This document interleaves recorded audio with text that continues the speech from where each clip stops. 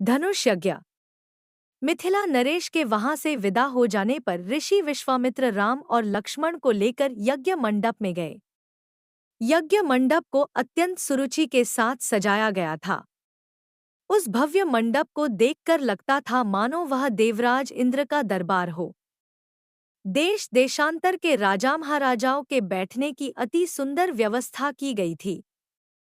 मंडप के ऊपर बहुमूल्य रत्नों से बने झालरयुक्त आकर्षक वस्त्रों का वितान तना हुआ था। वितान के चारों ओर फहरते हुए पताके मिथिलाप्ति की कीर्ति को प्रदर्शित कर रहे थे। बीच बीच में रत्नजटित स्तंभ बनाए गए थे। वेदपाठी ब्राह्मण एवं तपस्वी शांति पाठ कर रहे थे। देदीप्यमान वस्त्राभूषणों को धारण किए राजकुमार अपने अपने आसनों पर विराजमान थे। ऐसा लग रहा था मानो सैकड़ों इंद्र अपने वैभव और सौंदर्य का प्रदर्शन करने के लिए महाराज जनक की यज्ञ भूमि में एकत्रित हुए हों। इस सौंदर्य का अवलोकन करने के लिए जनकपुर की लावण्यमय रमणियां अपने घरों के झरोखों से झांक रही थी। गर्जन तर्जन प्रत्यंचा चढ़ाने के लिए आए, किंतु भरपूर प्रयास करके भी उस पर प्रत्यंचा चढ़ाना तो दूर, उसे हिला भी न सके। अंत में वे लज्जित हो सिर झुकाकर तथा श्रीहीन होकर इस प्रकार अपने अपने आसनों पर लौट गए जैसे कि नागराज अपनी मणि गंवाकर लौट आते हैं। इस प्रकार एक एक करके सब राजाओं और राजकुमारों को विफल मनोरथ होकर लौटता देख महाराज जनक को बहुत दुख हुआ।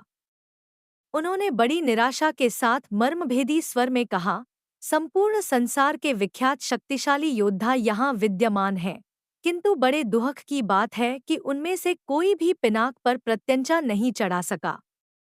उनकी इस असफलता को देखकर ऐसा प्रतीत होता है कि पृथ्वी शूरवीर क्षत्रियों से खाली हो गई है। यदि मुझे पहले से ज्ञात होता कि अब इस संसार में वास्तव में कोई क्षत्रिय योद्धा नहीं रहा है, तो मैं न तो धनुष यज्ञ का अनुष्ठान करता और न ऐसी प्रतिज्ञा करता। लगता है कि मेरी पुत्री सीता आयु पर्यंत कुंवारी रहेगी। परमात्मा ने उसके भाग्य में विवाह लिखा ही नहीं है। महाराज जनक की यह बात सुनकर उन सभी राजाओं और राजकुमारों ने, जो अपनी असफलता से पहले ही लज्जित हो रहे थे, क्षुब्ध मन से दृष्टि नीचे झुका लिया। राजा जनक के द्वारा की गई इस भर्त्सना का उनके पास कोई उत्तर न था।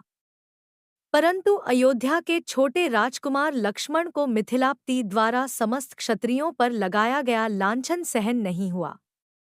कुपित होकर उन्होंने अपनी भ्रिकुटी चढ़ा ली और तीखे शब्दों में बोले, हे मिथिला के स्वामी राजा जनक, आपके ये शब्द सर्वथा अनुचित और सूर्यकुल तथा रघुवंश का अपमान करने वाले हैं। आश्चर्य है कि आपने ऐसे अपमानजनक शब्द कहने का साहस कैसे किया। जहाँ प्रतापी सूर्यकुल का साधारण व्यक्ति विद्यमान हो, वहाँ भी कोई इस प्रकार तिरस्कार भरे शब्द कहने से पूर्व अनेक बार उस पर विचार करता है। फिर यहाँ तो सूर्यकुल के मणि श्री रामचंद्र साक्षात विराजमान हैं। आप शिव के इस पुराने पिनाक की इतनी गरिमा सिद्ध करना चाहते हैं। मैं बिना किसी अभिमान के कह सकता हूँ कि इस पुराने धनुष की तो बात ही क्या है। यदि मैं चाहूँ तो अपनी भुजाओं के बल से इस धनुष के स्वामी महादेव सहित संपूर्ण सुमेरु पर्वत को हिलाकर रख दूं। इस विशाल पृथ्वी को अभी इसी समय रसातल में पहुंचा दूं। ऐसा कहते हुए लक्ष्मण के नेत्र क्रोध से लाल हो गए। उनकी भुजाएं फड़कने लगी और उनका संपूर्ण शरीर क्रोध की ज्वाला के कारण थर थर कांपने लगा।